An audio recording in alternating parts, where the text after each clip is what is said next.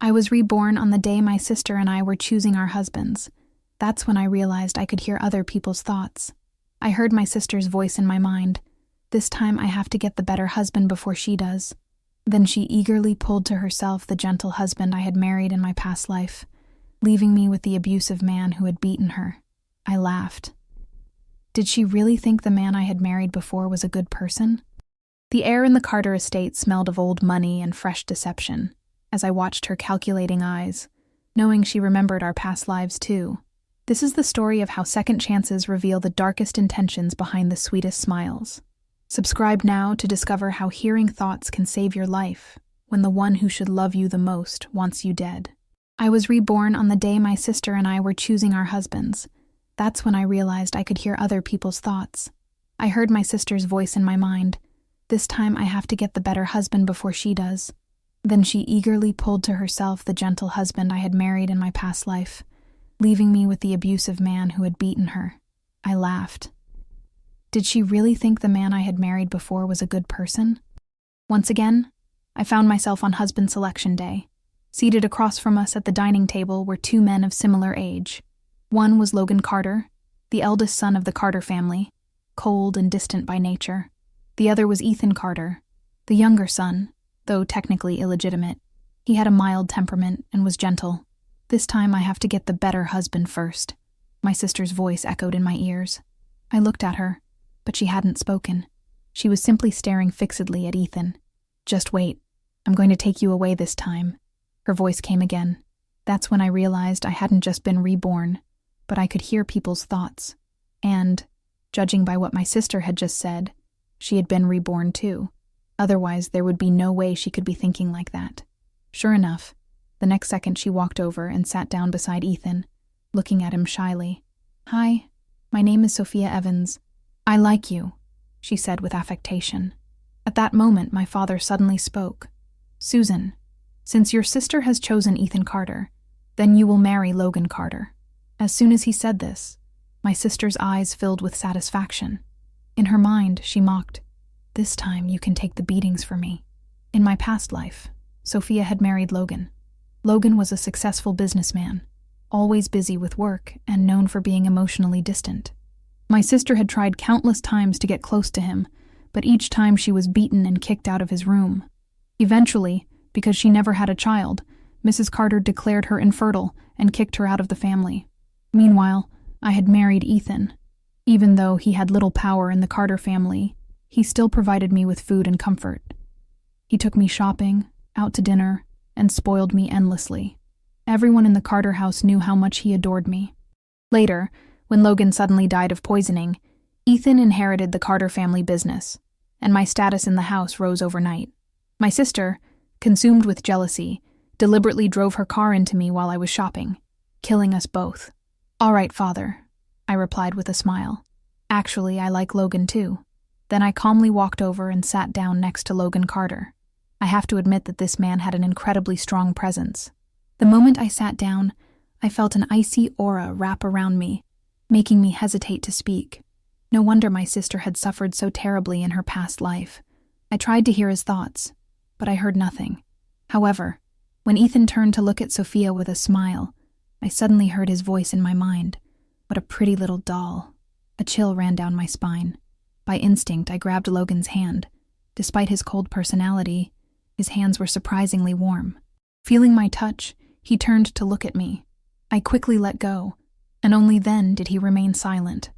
Although Logan seemed intimidating, I still felt that staying with him was far better than staying with Ethan, that poisonous snake. This time, I was determined to change my tragic fate. I would make my own money, become independent, and not depend on anyone. Our wedding was held together. In my past life, we had also gotten married on the same day. Back then, Logan hadn't even shown up for the ceremony, while Ethan had arrived early in the morning, making everyone say he was the most attentive husband. And exactly as expected, history repeated itself. Ethan, dressed in a white suit, rushed over and carried Sophia away. When they passed by me, she gave me a smug look. "Susan, where's Logan? Didn't he come to pick you up?" she mocked. I simply smiled. "Don't worry about it, Sophia. Just take care of yourself."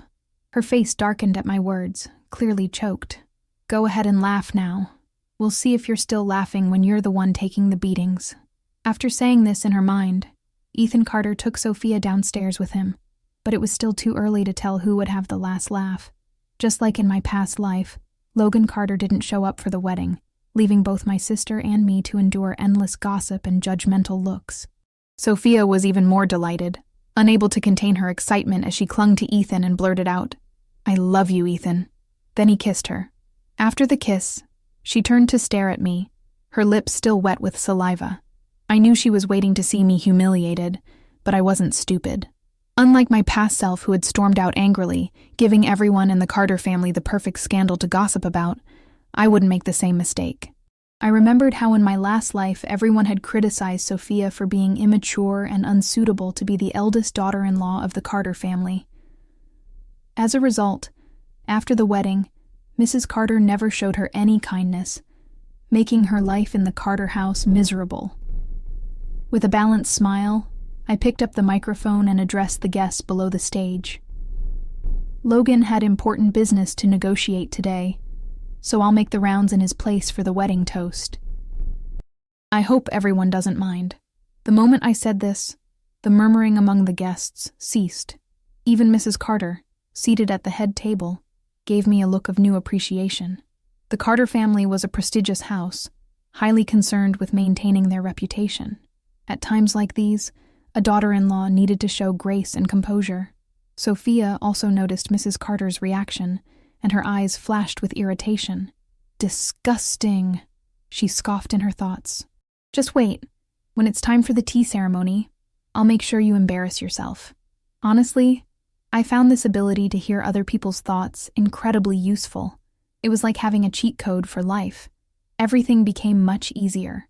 When the tea ceremony began, I calmly lifted my dress and walked toward Mrs. Carter. Sophia kept her eyes fixed on me, mentally counting. 1, 2, 3. At the last second, I swerved just in time to avoid whatever she had planned. Instead, she lost her balance and fell hard to the floor, spilling tea all over herself. "Oh no, are you okay?"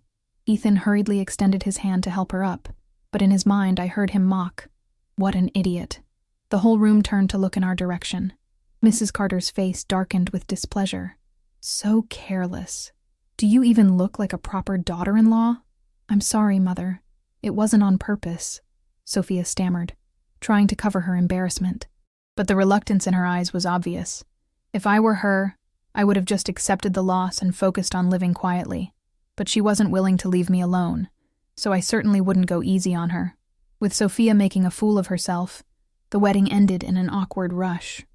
From beginning to end, Mrs. Carter never gave her a kind look, but when she turned to me, there was only approval in her gaze. She even took my hand and said warmly, "Susan, tonight I'll make sure Logan comes home to keep you company. He should make it up to you." And sure enough, that night Logan really did come back. The moment he walked through the door, he loosened his tie, his face full of exhaustion. I quickly stepped forward to take his coat. "Logan, you must be tired today," I said gently. He just looked at me and said nothing. In my past life, the servants had gossiped about how on our wedding night, Logan never came home. My sister had waited alone in the bridal chamber, becoming the laughingstock of the entire house. When she went to Mrs. Carter to complain, she was reprimanded instead, saying she lacked the skill to win a man's heart. While Logan was in the shower, I prepared his bed, made tea, and arranged the sofa for myself to sleep on. When he came out and saw the scene, a flash of surprise passed through his eyes. I quickly explained, "You take the bed, I'll take the sofa." He narrowed his eyes slightly, studying me. "Susan, are you trying to play hard to get?" Wearing only a robe, his chest was slightly exposed, water droplets still clinging to his skin. I have to admit that his physique was incredible. I quickly looked away. We don't have real feelings for each other. Sharing a bed would be uncomfortable for both of us. If possible, I'd like to propose a partnership. Logan raised an eyebrow. "What do you mean?" "After all, our marriage is just a business arrangement. Many couples in our situation live separate lives and only pretend for appearances. I married you simply to secure a stable, comfortable life. I don't expect love." Hearing my words, he suddenly smiled. You're smart. That works for me too. I can agree to that. I was just an ordinary person. I didn't have the skills or confidence to control a man's heart. In the Carter family, Logan's attitude toward me would largely depend on how Mrs. Carter saw me. I had no desire to end up like Sophia in our past life, targeted and isolated by everyone. That wouldn't bring me any benefits. Besides, in my past life, Logan had been physically abusive to Sophia. I had no intention of provoking him and ending up in the same situation. Peaceful coexistence was the best option. This time, my only goal was to make money, start my own business, and rise to success by my own merits. To keep up appearances, I had Logan post a picture of us holding hands on social media, with the caption, "Happy Newlyweds." That way, everyone would believe our marriage was fine. While browsing his profile, I noticed how empty it was. Besides this new post, there was nothing else. Someone like him must have a monotonous life. That night, Logan really did take the bed while I slept on the sofa. He had no concept of chivalry whatsoever, but I should be grateful. At least he didn't force me to do anything. The next morning, I was awakened by the sound of Logan exercising. He was doing push-ups while listening to music. I had heard that emotionally cold men were usually fragile, but his six-pack abs and toned calf muscles were proof of his incredible strength, far superior to Ethan's physique. "Stop staring. I'm not interested in you," Logan suddenly said, getting up from the floor.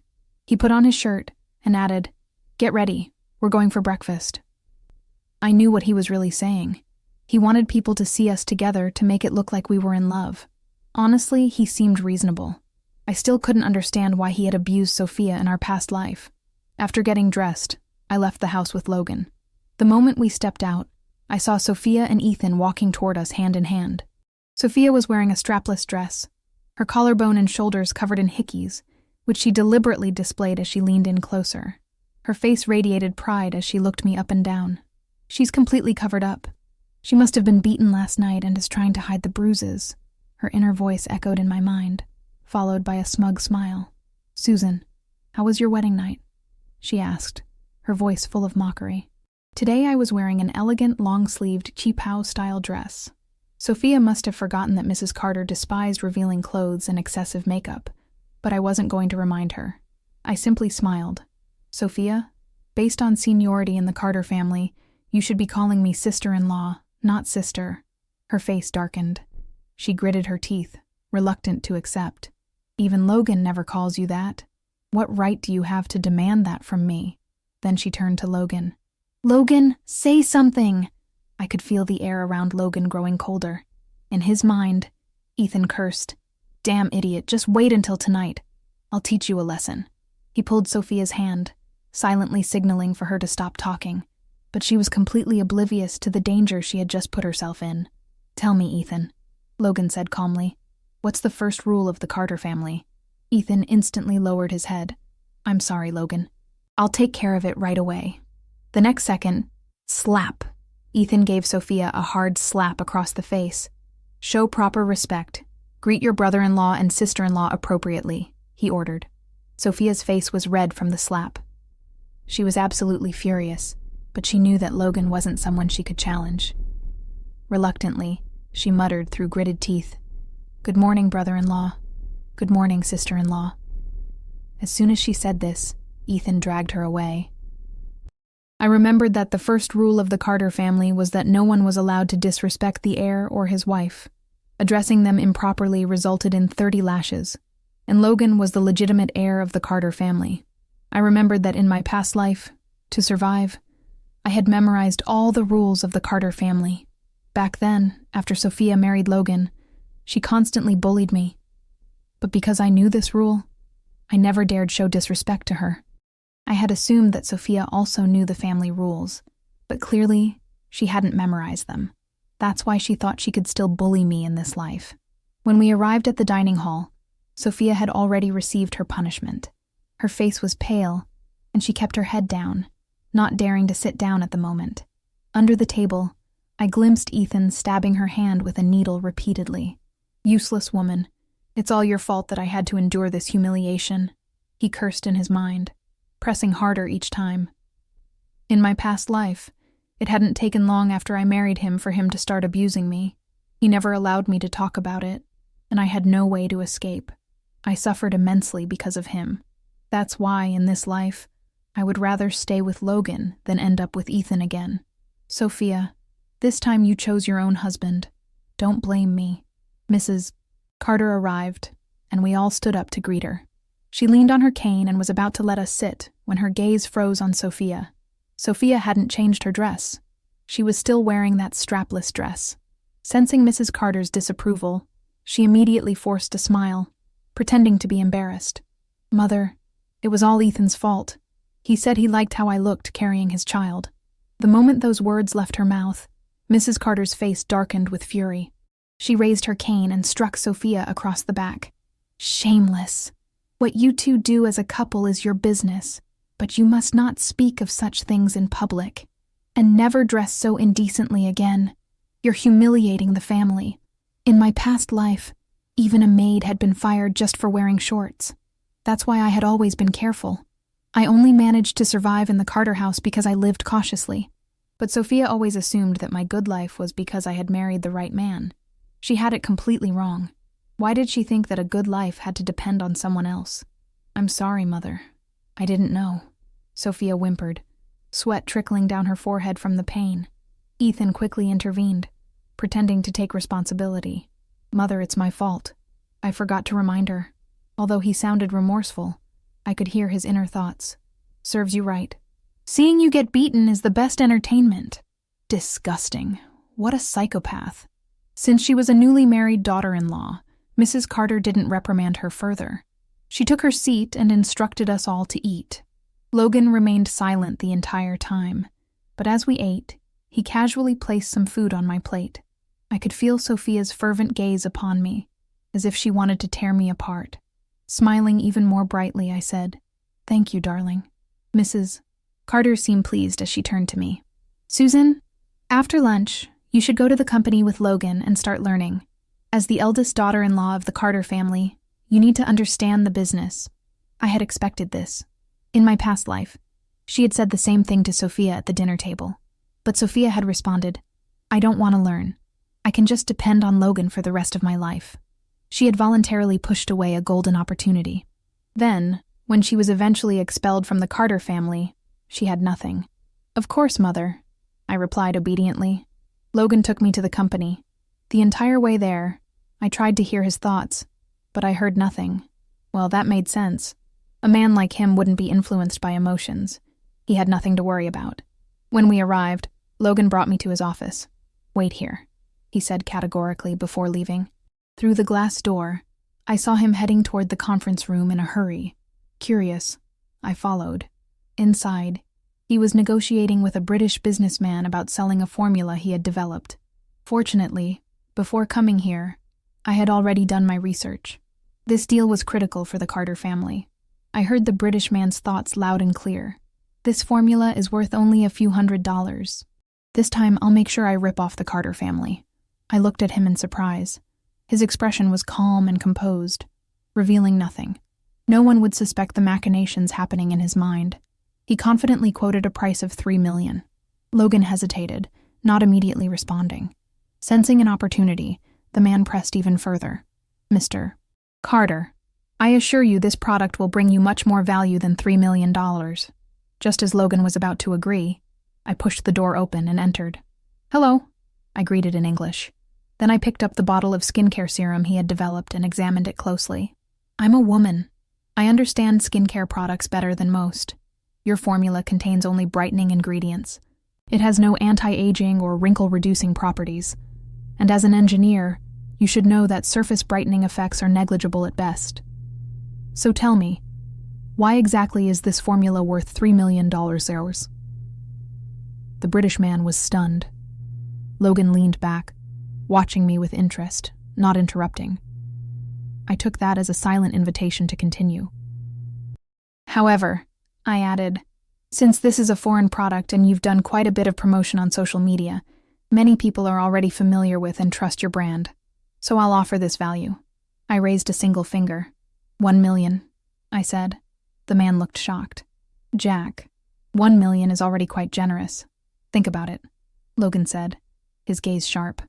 No, no, no, I interrupted. I'll give you 10,000 for a formula that's barely worth a few hundred. 10,000 is already my final offer. The room fell silent. The British man stood up abruptly, clearly angry. In broken Mandarin, he demanded, "Miss, who are you to name such a price? How am I supposed to do business like this?" "Fine. I won't sell. It's not like you need it." With that, he turned to leave. "Jack." Logan's voice was calm but authoritative. "I'll give you 1 million. Sign the contract now, and I expect you to apologize to my wife." Jack froze mid-step, his eyes lighting up with excitement as he immediately turned around. "I'm sorry, Mrs. Carter. I didn't realize you were Mr. Carter's wife." After that, Logan took Jack to sign the contract.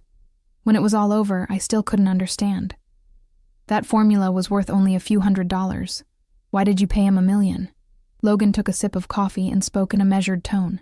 "You have a good instinct for business, but you still don't fully understand the market. Jack's formula itself is worth nothing. I knew that from the beginning. What I wanted was the brand he built. Although it's not well known yet, he's already established a strong reputation among young women. With just a bit more promotion, I can easily recoup that $1 million. Suddenly, it all made sense. So that's why Jack was so confident. He knew his brand had value. Coming here was definitely the right choice. I was learning things I never would have learned in my past life, but I was still curious. "How did you know the formula was only worth a few hundred?" Logan fixed his sharp gaze on me. I forced an awkward smile. I guessed. He didn't question me further, but I took this opportunity to make a request. "I want to manage one of your subsidiary companies. In my past life, Ethan had no status in the Carter family and couldn't give me anything. I had always wanted to start my own business, be my own boss. That way, I wouldn't have to depend on anyone. Once I made enough money, I could leave Logan." Logan studied me for a moment before smiling mischievously. "You're quite ambitious. You're not planning to take the company, make a fortune, and then disappear, are you?" His penetrating look made me feel exposed, as if he could see right through me. Damn. How was he better at reading people than me? For the first time, I felt inferior. I had a literal superpower, but he still outmatched me. This must be what real talent looked like. "Of course not," I said with a smile. "I just want to find something to do." Logan took a sip of his coffee and nodded. "All right. But you need to learn from me first before I let you take charge." For the next few days, I followed Logan to the company and learned a lot. Not just about business, but also about how to navigate relationships and social situations. Surprisingly, one day he took the initiative to invite me to dinner. And not just anywhere. It was the most luxurious Western restaurant in the city. I didn't expect to find Sophia and Ethan there. Sophia was cutting his steak, but the moment she saw us walk in, she immediately dropped the knife and fork, looking startled. "Susan, you're here too." She quickly realized her mistake and corrected herself. "I mean, brother-in-law, sister-in-law. You're here for dinner too." The next second, I heard her inner thoughts. What the hell of all times, why did I have to run into her now? I can't lose face. "Yes," I said with a smile. Logan and I came to have dinner together. As I spoke, I took the initiative to intertwine my arm with Logan's. He didn't resist. Ethan quickly stepped forward and greeted us. Brother-in-law, sister-in-law. Logan didn't acknowledge them. Instead, he pulled me toward a table and seated us. I caught the furious look in Sophia's eyes as she watched us. She was probably wondering why Logan hadn't beaten me yet, why he had even taken me out to dinner. When I went to the restroom, Sophia was waiting for me outside, her expression murderous, exactly like the look she had when she drove into me in my past life. "You must be getting beaten behind closed doors," she taunted. "Stop pretending. Just looking at you makes me sick." Hearing her words, I laughed softly. Then my eyes settled on the needle marks on her arm. "Oh my God, Sophia," I said with feigned concern. "What happened to your arm?" "So many needle marks."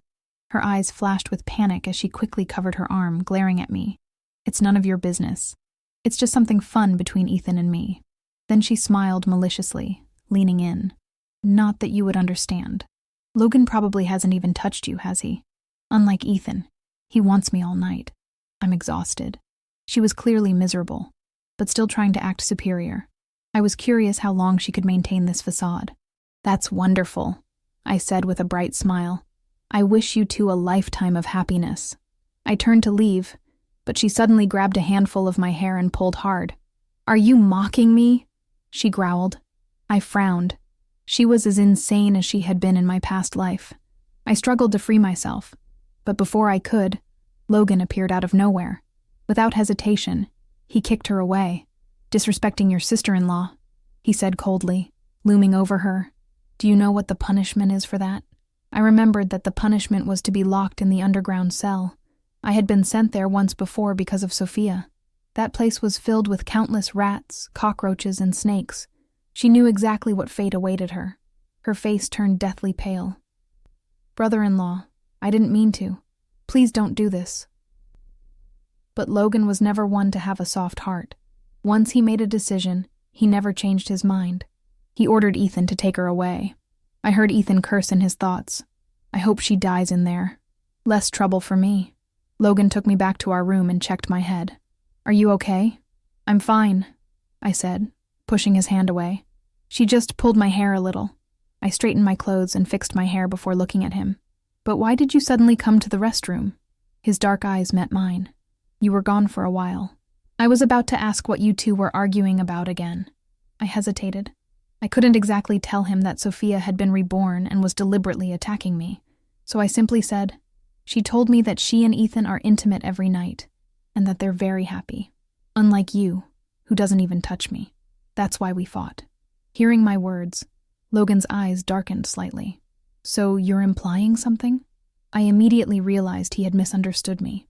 Waving my hands in panic, I quickly clarified, No, that's not what I meant. I was just explaining why we fought." Logan stared at me intently. "Susan, have you ever thought about doing that with me?" "Of course not," I blurted out without hesitation. "I told you. I just want to depend on you for a stable life. That's it." "That's it?" he pressed. I nodded firmly. He didn't say anything more. Instead, he suddenly slammed the door behind him and walked out. I had no idea which part of my words had upset him, nor did I care. I just wanted to focus on my own plans. The next day, Logan didn't take me to the company. Instead, he sent me to the subsidiary office to run it myself. I threw myself into running the company, determined to make $10 million before I walked away. Every day I pursued projects, negotiated deals, and brought in significant profits. Mrs. Carter even allowed me to take my share of the earnings directly. Just when I was reveling in my financial success, Sophia was finally released from the underground cell. That day, I had just finished work and returned home when I saw her.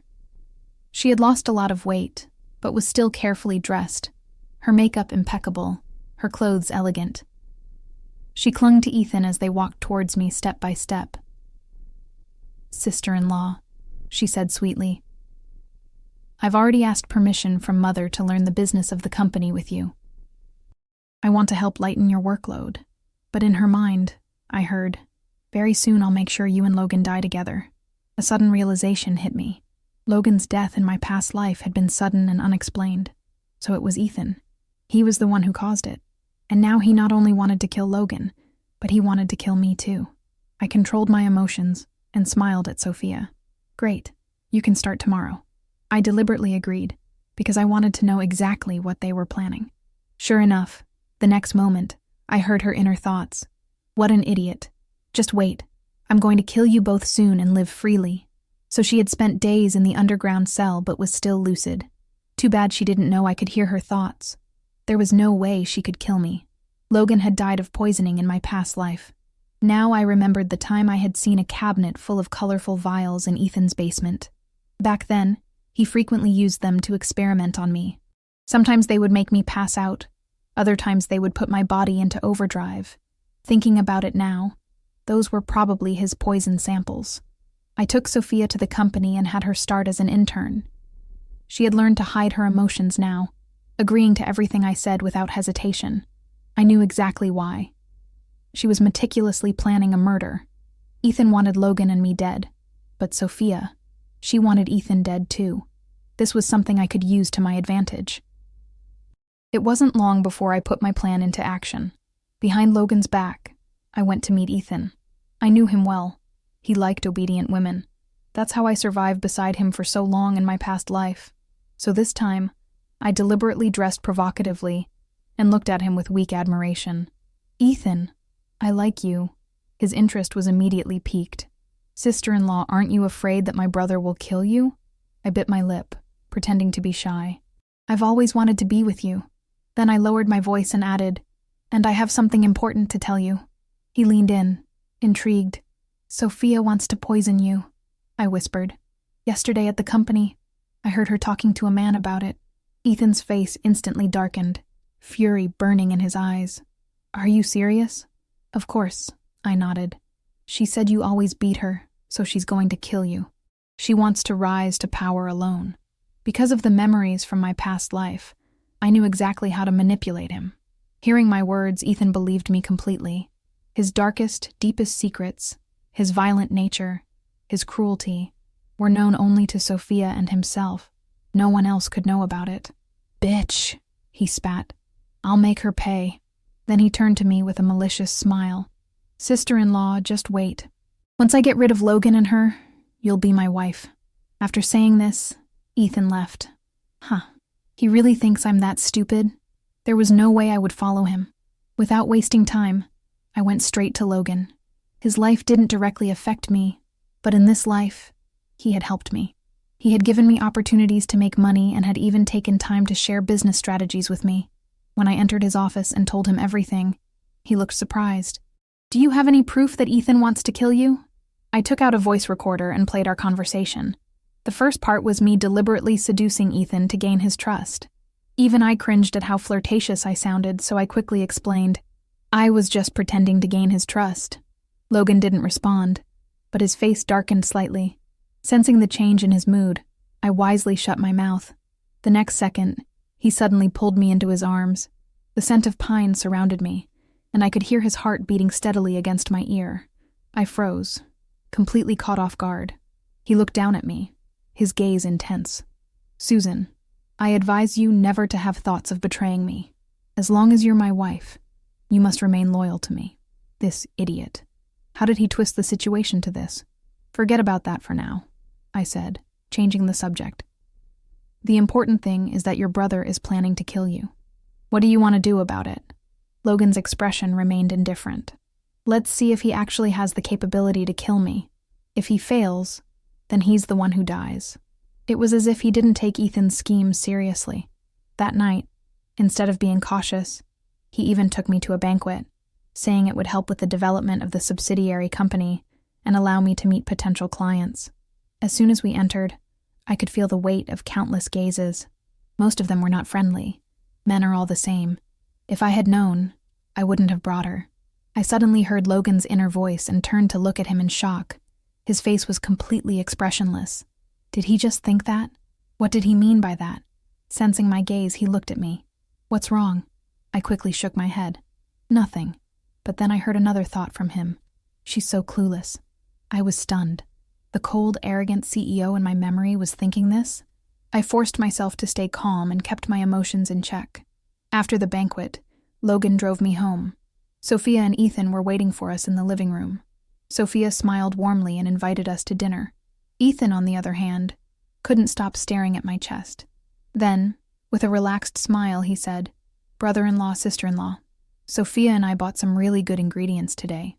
Come eat with us." Damn, could he be more obvious? I genuinely couldn't understand how Logan had fallen for such a pathetic trap in my past life. The dining table was full of delicious dishes, but I didn't dare take a single bite. Under the table, I reached for Logan's hand and squeezed it as a warning. But the next second, before I could react, he had already picked up his chopsticks and taken a bite. "It tastes good," he said casually. "Let's all eat together." Sophia and Ethan exchanged a quick glance, their eyes gleaming with pleasure. My panic rose. I dug my nails into Logan's hand, trying to make him stop, but he didn't even flinch. I literally told him they were trying to kill him. Why is he still eating? Just as that thought crossed my mind, Logan and Sophia collapsed at the table. Mrs. Carter stormed in at that moment, her face livid. "Guards, take these two filthy traitors to the underground cell. They must never come out again." I barely had time to process what was happening before Logan turned his head in my direction, his lips curving into a slight smile. "Susan, I'm not as foolish as you think. he said. I already informed my mother to install security cameras throughout the house. The moment Ethan put poison in the drinks, we switched them. Instead of poison, they're the ones who drank sedatives. Then his voice lowered slightly.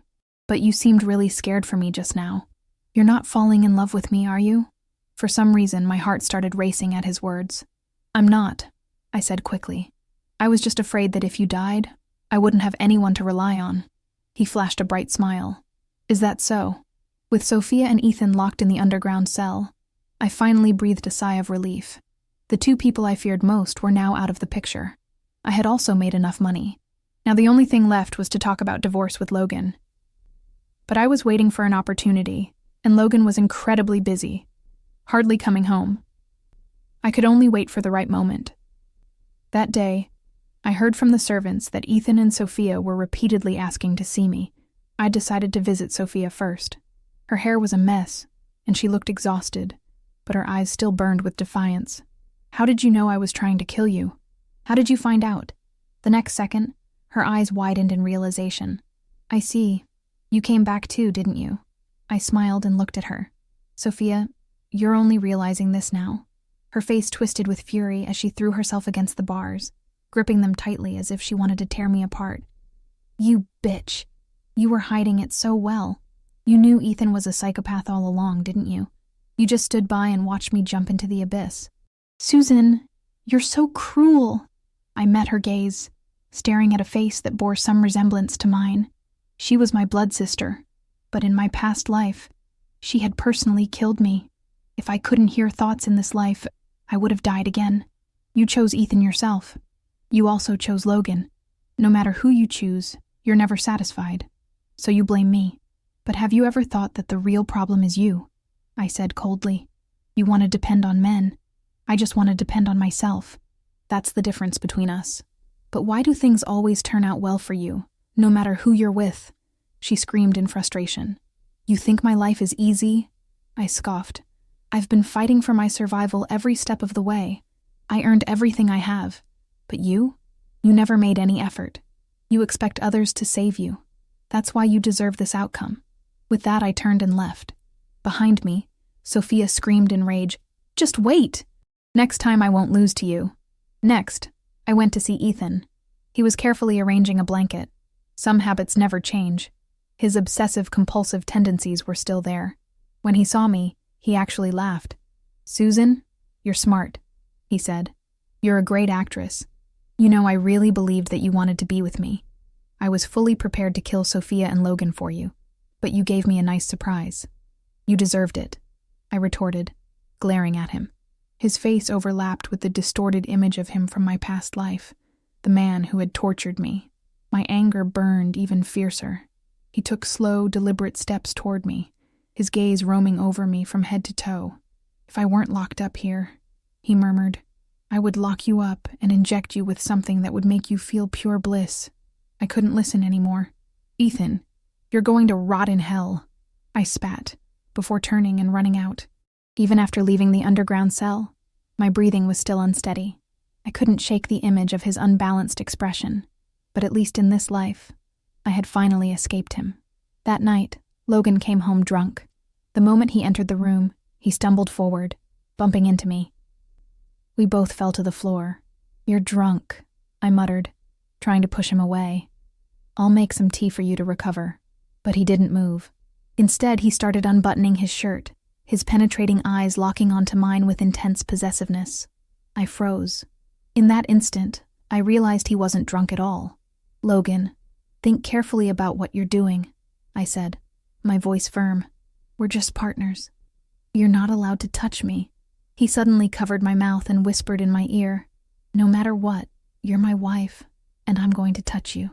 I pushed him away. No, I want a divorce. You can't touch me. The room fell into complete silence. Logan's face darkened. He slowly released me, his expression unreadable. I knew it, he murmured. I knew you were planning to leave me. There was something in the way he said it. He sounded defeated. Susan, you're a heartless woman, he said. Have you forgotten me already? I frowned. What do you mean? His deep black eyes locked onto mine. Do you remember Chase? His words took me back to childhood memories. I was still in elementary school at that time. There was a boy with long hair who always wore a mask. The other kids constantly teased him, calling him weak and effeminate. But I defended him, shielding him from their taunts and taking him to the back of the school. "You can't be so timid," I told him. "You have to learn to protect yourself." He slowly raised his head and took off his mask. "Thank you," he said softly. "I just want to grow my hair out so I can donate it to my aunt. She has cancer." It was the first time I saw his face, and I was stunned. He was incredibly handsome. In that moment, I fell in love with him at first sight. From that day on, I stood by his side, protecting him every day. He told me his name was Chase. Later, his aunt passed away, and he moved away. "I've been looking for you all these years," Logan continued, his voice low, "until the day I discovered I could hear your thoughts. I didn't realize that you were the person I'd been looking for all along, because I can only hear your thoughts." He let out a small, bitter laugh. "I never revealed myself because I was waiting for you to come to me first. I wanted to see if you still remembered me." His voice grew even softer. "Then one day I heard your thoughts. You said that once you saved up 10 million, you would leave me." His eyes turned red. "That's why I've been avoiding you these past few days. I didn't want to face the fact that you were planning to leave me." I was completely shocked. I never expected something so coincidental to exist in this world. Logan could also hear people's thoughts, and in that moment, I realized he had been testing me all along. "So that's why you knew I could hear your thoughts," he murmured. "You deliberately thought those things to confirm, didn't you?" I lowered my gaze. "I'm sorry. I never meant to use you. I was just afraid of being abandoned again. That's why I thought I should save enough money and leave on my own terms." "Do you still want to leave me now?" he asked. I shook my head. "Before, I wanted to leave because I thought he didn't love me. I believed that staying by his side would never bring me happiness, so it was better to rely on myself. But now I knew he was Chase. He had been waiting for me all along, so I would stay." I suddenly understood why, in my past life, he had rejected Sophia so strongly. He knew she wasn't me. That's why he never touched her. As that thought settled in, I felt the warmth of his lips pressing gently against my cheek. "Stay with me forever, Susan," he whispered. My eyes filled with tears. "Yes," I choked out. "Forever. Thank God I was given this second chance in life. Thank God I didn't lose the person I was supposed to love."